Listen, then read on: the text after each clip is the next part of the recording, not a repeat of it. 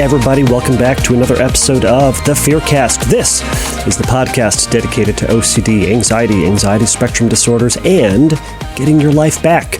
I'm your host, Kevin Foss. I'm a licensed clinician specializing in the treatment of OCD and anxiety and all that stuff. Thank you all for joining me again for this episode. I hope everybody's doing well. As a reminder to anybody who is new, as a reminder for information for those of y'all who are new, this is a question and answer based podcast. So if you have questions about anxiety and all those things, you can message me over at fearcastpodcast.com. Go to the submit a question link there and you can send me a question.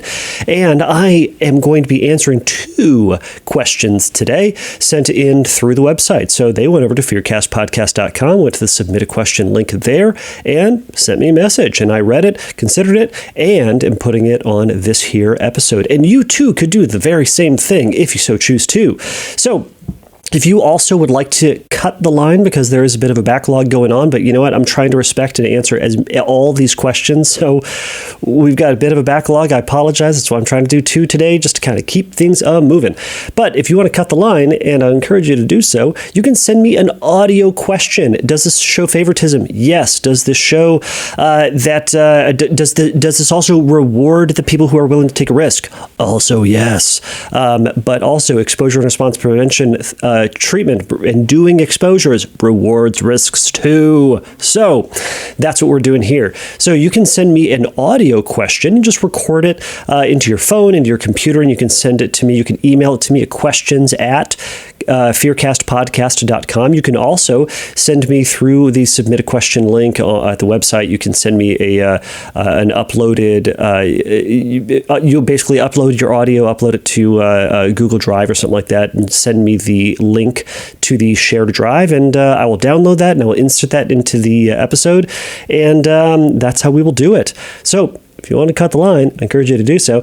And again, it's because I think your voice is so much more interesting than mine. I think it's more personal. It shows that there are actually people out there who are listening, and actual people out there who are experiencing similar stuff to what you are experiencing. And if you have a question, it is likely that someone else on some other part of the world also has that question. So that is why we're doing this, and I would encourage you to do that. But if you would like to just send me a text question, that is completely fine as well. Everybody, thank you for your continued listenership. Thank you for your continued trust in me and trust in the show with your questions and with this information about you and your struggles that are just, I know, so vulnerable. And I appreciate you being so bold to share that. And I appreciate all of you out there who are listening and are hopefully taking some information, taking some encouragement, maybe taking some guidance on some things that you can do to challenge yourself and to help overcome this struggle and get back to your life. Isn't that the whole point of all of this? And to that point, everybody, if you do like the show, you can. I would ask if you could take a moment and give a review, give a like, a thumbs up, a star, whatever it is at the specific place where you download your podcasts. And if you want to go just the one step further, you can write a review. It only helps other people to find it. You found it, and writing a review just helps the algorithm and helps point in the other direction, or points people to to this podcast. It's the most rambling possible way to have said that, and yet that is the way my brain decided. That's the reasonable way to say that. So, all right. So I have 2 questions I'm going to answer today. I'm going to try to answer them as quickly as I possibly can, but I'm going to try to answer them as reasonably as I possibly can as well. So the first question comes from Emma. So Emma says, "Hi, Kevin. I just finished listening to the podcast on Casadastraphobia. I suffer badly from anxiety and OCD, and my newest OCD theme is the sky and everything about the sky. So this phobia really stuck out to me. For weeks now, I've been obsessing about the sky and what's beyond it. This could mean simply being freaked out by the presence of it, wondering what's beyond it, or feeling like I'm stuck in some sort of snow globe, and it's going to fall on me or suck me up. I know this is super irrational, but I can't stop thinking about it. Although I never stopped thinking about it, I've been managing to do my life in a pretty normal way until yesterday. I was driving to school, and all of a sudden, I just became aware of this dome over my head, and I began to have the worst panic attack of my life. I came back home and haven't left the house since, and ever since then, when I think about having to leave, I'm freaked out again. I don't know if it's the sky that really scares me or if it's just anxiety and OCD projecting onto something, but nevertheless, I've tried everything to stop thinking about this, and I just can't. I know this isn't really a question for the podcast, but I'm desperate, and you're the only person I can find that's talking about this. Please, any advice at all that you would have would be appreciated. I'm really struggling here. Thank you. All right, Emma, thank you so much for sending this question in. So what Emma's referring to is the Casadastraphobia episode I did on what I did around December of last year, which was something called Phobia Phriday. It was a short episode series about various phobias, and the first one, or one of the first ones at the very least, was on Casadastraphobia, which is the fear of falling upwards, the fear of the sky. Now, I should say someone did reach out to me, and I have not gotten back to them as best after I spoke with them over the phone about trying to have them on to discuss more in a more elaborate way what Casadastraphobia is to folks who do struggle with it. Now, there is this specific phobia does have a Facebook, a closed but an existing Facebook group that talks about the struggle of it and what people are dealing with. And by the way, if you are out there and still interested in being on the show, I would love to have you on to talk about this further. But if you want to know what Emma is talking about, you can go check that out. It was published on December 4th of 2020. Sorry, that was not last year. That was the year before. Anyways, this is crazy, everybody. How we've just kind of forgotten. I've just kind of forgotten about 2021. It's like it doesn't exist. I know I had a child in 2021. Whatever. The whole point is, it feels like we've just skipped past all that because pandemic. Anyways, moving on. Emma, back to you. I'm so sorry you're experiencing all of this. It sounds incredibly frightening to be driving and all of a sudden become aware of this dome feeling over you and feel like you're enclosed and stuck. I can imagine a lot of people might be feeling that same sort of way. And I bet as we're talking about this, Emma, I bet there are other people who are listening to this who might look outside and go, yeah, it's kind of domey when I look at it. Now, what I'd encourage everybody, and I'm going to encourage you, Emma, is that one thing that you said is you suddenly became aware of this dome. Yeah. You became aware of this dome, and then you felt these feelings, right? Now, you said you really couldn't figure out exactly what it is about this that feels so terrifying. And that may be something to help unpack, or something that you ought to unpack with a therapist if you are working with a therapist. But thinking about this is that, we always need to remember that our anxiety, our panic is eventually going to subside. But when we're in a situation and we're so overwhelmed that we just abandon, that we leave, we just turn around and run away, we just re-emphasize to ourselves that this is something scary and dangerous and something that we ought to be running from. So with avoiding going outside, you said you went back home and you haven't wanted to go outside. If you're still in this situation, I'd encourage you to go back outside, to take that risk, to also know that you're going to feel uncomfortable. Of course you are, right? Well, actually, I don't want to say of course you are. You might. And if you don't then read into it. Don't then question why it is that you don't feel this way. Okay, I feel this way. Now, if you do go outside and you do feel anxious, we're going to say, yeah, I was uncomfortable last time and I'm uncomfortable this time, and that's okay. And this discomfort is going to naturally go away. But I'm going to make a game out of this. I'm going to go outside for a minute. I'm going to go back inside. All right. And you know what I'm going to do next time after I go back inside for a little bit? I'm going to go outside, and I'm going to go outside for 2 minutes. And I'm going to look around. I'm going to notice things. I'm going to notice my physical sensations inside. I'm also going to shift my attention outward and just things that I notice, right? I'm going to look at the buildings. I'm going to look at what the ground looks like. Is there snow? Is there grass? Is there dirt? Is there, snow? Is there water because it's raining? Or hail because it's ice raining? Anyways, you're just going to notice stuff. And then after 2 minutes, you're going to go back inside. And you're going to keep doing this process where you're going to keep pushing yourself to go outside and re-emphasizing to yourself that outside is all right. And most importantly, with this anxiety that I have, I can be out here and I can be out here and feel anxious. I can be out here and have that enclosed feeling in my body, and that feeling is all right too. And that I don't need to run from it or hide from it or try to suppress it or do anything with it other than to go, yeah, my body is feeling this enclosed, weird feeling because of this feeling of dominess or this awareness of domnacity around me. And that's fine. All of that's fine. And I'm going to be out here and it'll say, that's fine. Not in like that's fine. Everything's okay. I can make this. I'm going to be all right. Not sort of that way, but like, it's fine. It's that meme of the dog, the cartoon dog, where the whole room is on fire, and they're like, "This is fine." It's like that.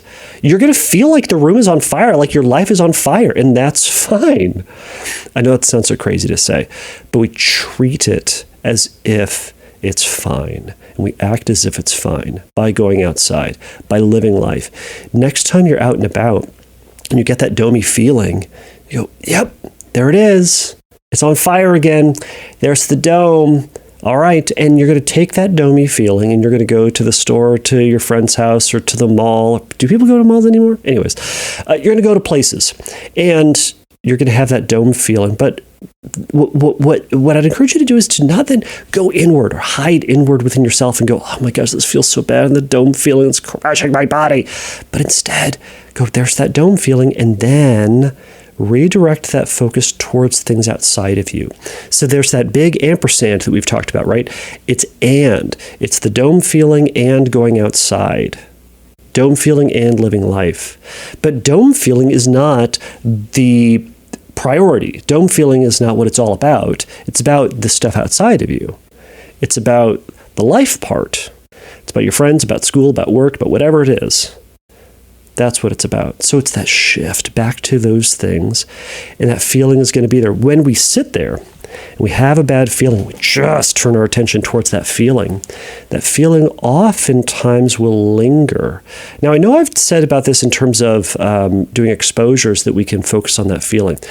A lot of times when it comes to panic, we are too inwardly focused and we need to be more externally focused towards the tangible things.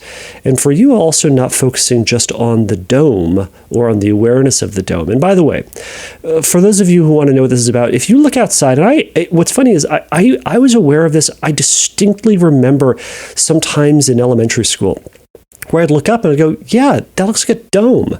You see it, and maybe it's because I just know the world is round. And by the way, the world is round. If anybody's listening to this thinks the world is flat, you can go ahead and not listen. That's fine too.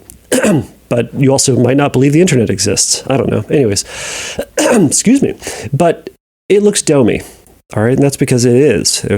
From our perspective, it looks like a big giant dome, but we're missing a whole bunch of it, namely the other side of the world that's under our feet. But we can see that appearance of it. But you had this experience that it felt really weird, and you said, I know it's super irrational, but I can't stop thinking about it. You can stop thinking about it, and you will. You'll get bored with it, and you'll think about something else, and all of a sudden you'll look outside and see the dome, and you'll be like, "Dome!" And it's back. That's okay. That process is part of it.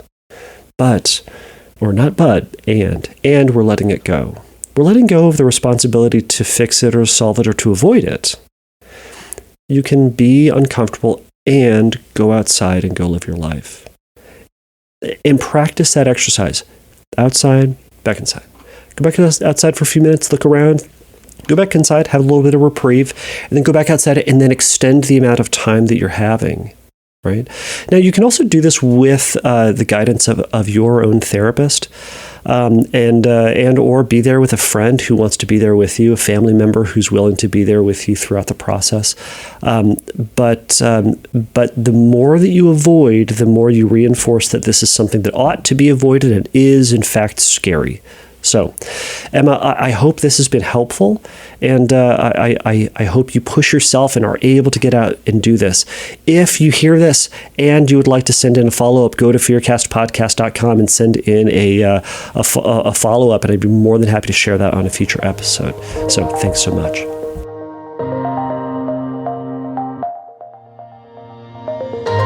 All right, this next question comes from Dolly. Now, this question's a little bit longer, but I'll try to read it quickly but coherently, even though I can't pronounce words right sometimes. All right, Dolly says, I'm 34 and I only just found out I have OCD this summer. Your podcast has been of great use while learning the vast scope of things about myself that can be explained by OCD. Specifically, learning about sensory motor sent my head spinning. I didn't know someone could explain that thing I knew so well, but even my incessant rambling couldn't describe it. This year, just before being diagnosed with OCD, I started experiencing something strange. I realized that I was wearing sleeves, and she says parenthetically, something I've never done before in my life. And then she goes on to say, and was regularly wearing other items of clothing I skip. I assume that means skipping attention to it. She goes on to say, I was more comfortable in everything I wore. In fact, I was more comfortable as a whole. It feels so very much like being under the perfect weight of covers on the perfect vacation with no morning plans, a little brisk outside the covers, maybe a snuggly cat, dog, partner, that warm and fuzzy you get in your chest. You know, she says. She goes on to say, it comes and goes every few weeks, the, quote, wonderful cozy feeling I get. It doesn't line up with my hormonal cycle, and I haven't changed a diet or products in the house. I'm sure it's my OCD. It's an odd thing to complain about or try and ask if other people have felt. Hey, have you ever been consistently overwhelmed all day by everything you saw, smelled, and touched because it was beautiful and made you feel wonderful inside? Ugh, so distracting. People think I'm nuts. Even right now, though, I'm wiggling my toes, and it is the most amazing I've ever felt. My thick winter socks in my favorite sneakers with jeans I normally hate for being snug and leg warmers. I haven't done recreational drugs in a very, very long time. Sometimes I swear this reminds me of being on magic mushrooms. I practiced telling myself it would be like this forever, even try to write up a story about it. And she says parenthetically, it was quite difficult because I really couldn't identify a fear. She says, I don't know. I wish I could stop thinking about it. I don't know what I hope to get from sharing this. Maybe it's just a way for me to throw it out there in case some other poor person with OCD Googled their way into the ground trying to find out what this, quote, very nice feeling is, end quote. So that is Dolly's question. Dolly, congratulations. This is the first time I have heard someone complain about being so stinking cozy, being just so wrapped up in a big ball of joy and all these wonderful, warm, fuzzy feelings you're talking about. And gosh darn it, isn't that obnoxious? Dolly, I'm so sorry that you feel so comfortable. That must be so hard for you. I'm trying to say that both in a comforting way and in a sarcastic way. Because I think, Dolly, as you're writing this, I am reading into it. I'm reading from you some self-awareness and sarcasm in this. But congratulations. What's interesting, Dolly, as I was reading this is what was reminding, or what was coming to mind as I was reading this, and this isn't to overlay on you, but other people may hear this and just go, gosh, I wish I had that. Even though it sounds like to a certain degree you can't stand this. Now, you also acknowledged that you were diagnosed earlier this year with OCD, which I imply, or I infer from this that there's some element that is torturing you, that is obnoxious and is very frustrating. Generally speaking, people don't love their OCD. I'm going to say generally because I should be saying always. If you have OCD and you love it, you don't have OCD. I'm going to put a caveat on that and say I'm sure there's a scenario that someone's going to contact me about and say, Kevin, you're wrong. I have OCD and I love it, or something to that effect. I don't know. Anyways, it reminded me of years ago when I worked in community mental health. There was a fellow who was a client at this center. It was kind of a community-based center where, like, people came and went, and we did some therapy sessions. But it was also like there was a activity room, and there was group therapy going on, and we made lunches and dinners, all sorts of stuff. Anyways, but there was a fellow there that would volunteer, and he had schizophrenia, and all day long, he would hang out and he would just kind of giggle to himself. And, it was like, I asked someone who was in the know, I said, what's going on? And he just said, like, he is all day long having this hearing internal voices and auditory hallucinations. But he loves them. He just kind of giggles. It's like all day long hearing the funniest stand-up comedy in your head. And I thought, gosh, that sounds delightful. That sounds wonderful. If I was to have schizophrenia, that's the schizophrenia that I would like. I'm sure there are a lot of people, Dolly, who are listening to this going, gosh, man, I need to feel comfy and cozy all the stinking time. Anyways, I'm not going to keep harping on this. You sent this to me because there's an element about this that is bothersome. And it sounds like you said it very plainly. You said, it's distracting. It's distracting. And you know what? To be fair, I could imagine that if all day long I'm trying to focus on hanging out with my kids, trying to focus on my clients, and all of a sudden, and all the time, I am distracted by feeling the physical sensations about feeling so cozy. Yes, that would be obnoxious. And I think what this really clearly illustrates, unless there's a whole bunch of other stuff that I'm perhaps missing, and I'm open to the probability that I am in fact missing some stuff, is that it's not about the physical sensations. You are aware of these physical sensations. Great. And it's more about the distraction and what the impact of this distraction is on your life, and the fact that you're distracted, and the effort and the struggle that it takes to redirect your attention outward, and all the things in your life that you're going to miss because you're so distracted. Not by the fact that you feel comfy and cozy, which again sounds nice, but we could fill in the blank with I'm aware of a neutral thing. I'm aware of the fact that I have, sleeves, as you mentioned. Yeah, we have sleeves, but if our brain is constantly focusing on sleeves, or the fact that I have hair, or the sound of my blinking, and yes, if you really focus on it, there's a sound. We notice these things, right? But if we are constantly distracted by them, it's going to be painful. So the obvious question then is, well, what can you do about this, right? Well, just like with all sensory motor, our job is to devalue the importance and the attention that we're giving toward that feeling, whatever it is. It's to put it in place and put it in proportion with everything else that we're feeling, right? Good stuff, bad stuff, wanted stuff, unwanted stuff, painful stuff, wonderful stuff, whatever. It's just one of the stuff that we're experiencing. Right? When your brain is pulling you towards those sensations, it doesn't then mean we need to figure it out or focus on it only.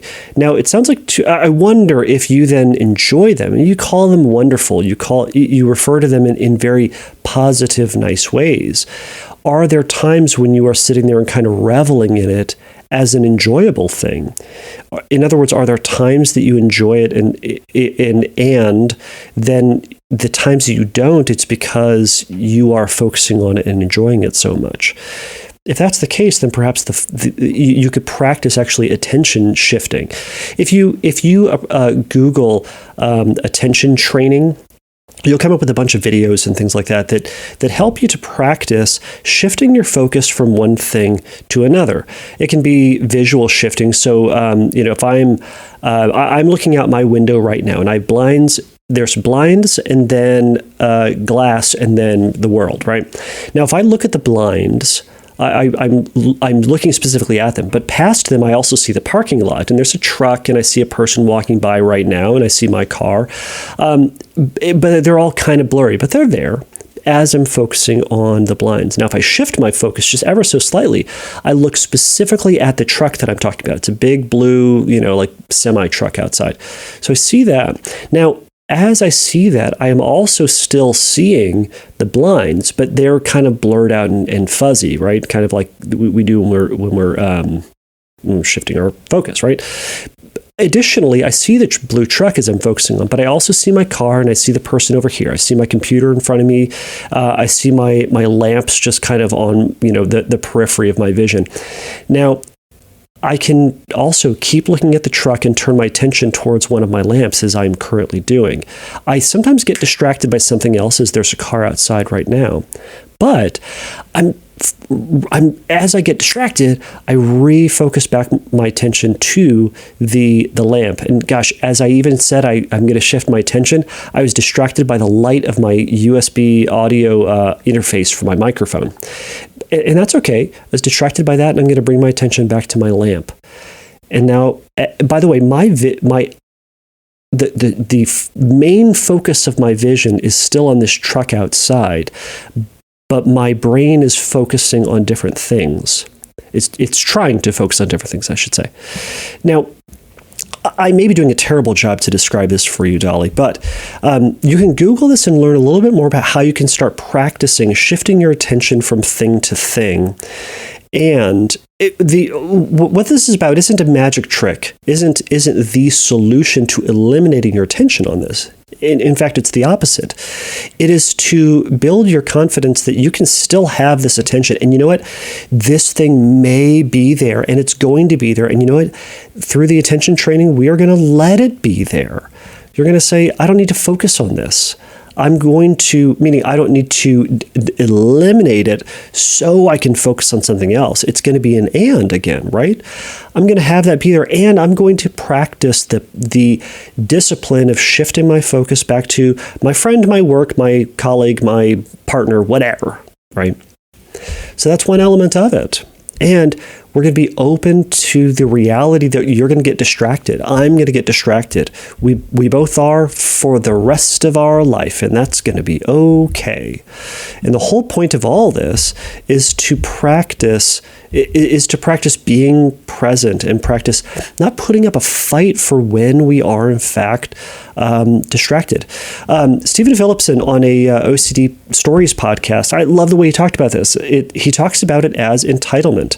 Sometimes with sensory motor, one of the things that can be so bothersome is the fact that we get distracted and we just go, damn it, I shouldn't be distracted by anything. I should be able to focus on the thing that I want to focus on. That's the thing that I'm going to focus on. Gosh darn it. And he recognizes that we actually need to drop our expectation and our entitlement that we shouldn't get distracted. Instead, treat it as if the reality that we're going to get distracted. One thing you can do with that is to practice setting up distractions for yourself and to let yourself be distracted. And that can be through setting up random alarms on your phone. It can be having a family or telling a family or friends to randomly text you throughout the day. Now, I know this puts a lot on other people, but you can ask them to do that. And to accept the reality that sometimes you're just going to get distracted. You can set turn your phone on. I know this sounds crazy. Turn your phone on. So whenever there's a text or an email, have it ding. Ding in meetings, ding in important places, so that you can practice redirecting away from that ding towards the thing that you're trying to focus on. So for me, it'd be redirecting my attention from the ding back to this podcast or back to answering you. Or if it dinged in session, it ding, and I'd notice it. And I'd have to practice refocusing back to my client as best I possibly can. I remember being in therapy years ago, and my therapist, he left his phone on, and it was distracting as hell. And you know what it was? The sound of the ding. It wasn't like a pleasant ding or a gong. It was the sound of Doug from the Disney movie Up saying squirrel. It was so on the nose of a distraction that, retrospectively, I wonder if it was intentional. The fact that it would literally just go, squirrel. And if you have ever seen Up, it's a distraction, right? Squirrels in that, it would stop the dog from talking, stop dialogue, and they'd just look at it. And then about a second or two later, they'd come back to it. Our job is to practice that too. So, Dolly, I'm sorry that you have possibly the most delightful and snuggly and wonderful obsession I think I have ever encountered. This is a first for me, so count yourself. So you high five yourself wherever you are in the world. High five yourself for giving me a scenario that I've never really encountered before.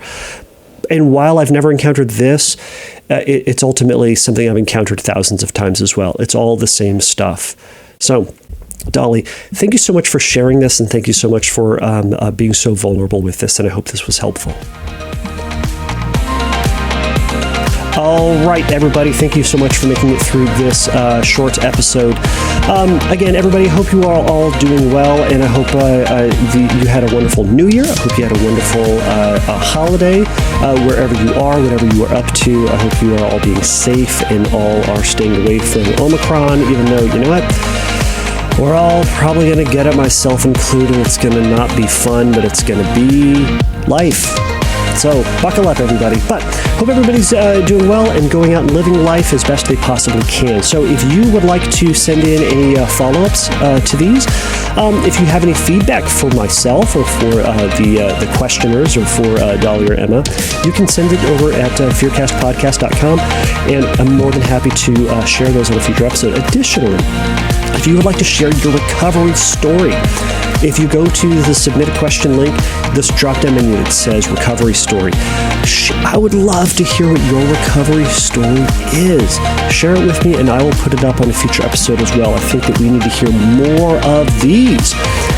But also, if you have questions for me, feel free to send it to me over there. Again, audio questions are always preferred, but of course, text are accepted as well. So please send a little review, or please rate the show as well if you could be so kind. Please remember as well, everybody, that the Fearcast is not substitute for psychotherapy. If you have questions about treatment, go over to fearcastpodcast.com. There's going to be the Find Help link. Click on that, and there'll be some links and some information there that might be helpful for you. All right, everybody, until next time, take a risk, challenge yourself, and don't take your brain too seriously. Bye.